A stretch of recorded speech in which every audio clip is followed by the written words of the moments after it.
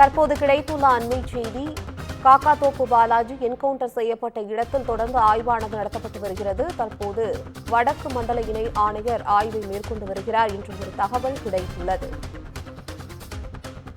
முன்னதாக புளியந்தோப்பு துணை ஆணையர் முத்துக்குமார் சம்பவ இடத்தில் ஆய்வு நடத்தினார். இந்த நிலையில் வடக்கு மண்டல இணை ஆணையர் பர்வேஷ்குமார் சம்பவ இடத்தில் ஆய்வு மேற்கொண்டு வருவதாக தகவல்கள் கிடைத்துள்ளன. காக்காத்தோப்பு பாலாஜி என்கவுண்டர் செய்யப்பட்ட பகுதியில் சென்னை வடக்கு மண்டல இணை ஆணையர் பர்வேஷ்குமார் ஆய்வு நடத்தி வருகிறார். இதை அண்மை செய்தியாக பார்க்கின்றோம். சென்னை வியாசர்பாடியில் பிரபல ரவுடி காக்காத்தோப்பு பாலாஜி என்கவுண்டர் செய்யப்பட்டார். இதுகுறித்த கூடுதல் தகவல்களை கூறுவதற்காக எனது செய்தியாளர் சுப்பிரமணியன் இணைப்பில் இருக்கிறார். வணக்கம் சுப்பிரமணியன், உங்களுடைய தகவல்களை பதிவு பண்ணுங்க. வியாசர்பாடியில் இன்று அதிகாலையில் பிரபல ரவுடி காக்காத்தோப்பு பாலாஜி என்கவுண்டர் செய்யப்பட்டார். அவருடைய உடல் பிரேத பரிசோதனைக்காக ராயப்பேட்டை அரசு மருத்துவமனையில் வைக்கப்பட்டிருக்கிறது. தற்காப்புக்காக இந்த என்கவுண்டர் செய்ததாக காவல்துறை தரப்பில் சொல்லப்பட்டிருக்கிறது. கொடுங்கையூர் காவல் ஆய்வாளர் சரவணன் இந்த என்கவுண்டரை செய்திருக்கிறார்.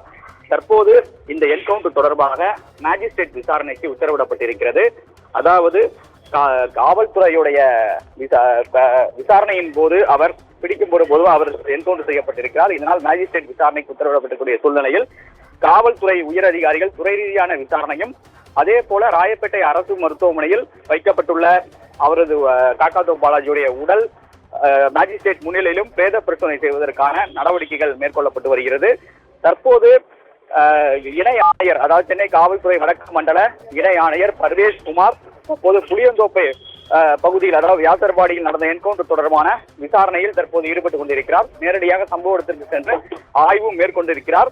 அது மட்டுமல்லாமல் இந்த என்கவுண்டரில் ஈடுபட்ட காவல் ஆய்வாளர் உள்பட காவல்துறையினரை தற்போது துறை ரீதியான விசாரணையும் நடத்தப்பட்டு வருவதாக காவல்துறை தரப்பில் சொல்லப்பட்டிருக்கிறது. மேலும் இன்று மதியத்திற்குள் இணை ஆணையர் செய்தியாளர்களை சந்திக்க இருப்பதாகவும் தகவல்கள் வெளியாகி இருக்கிறது. தற்போதைய தகவலுக்கு நன்றி சுப்பிரமணியன்.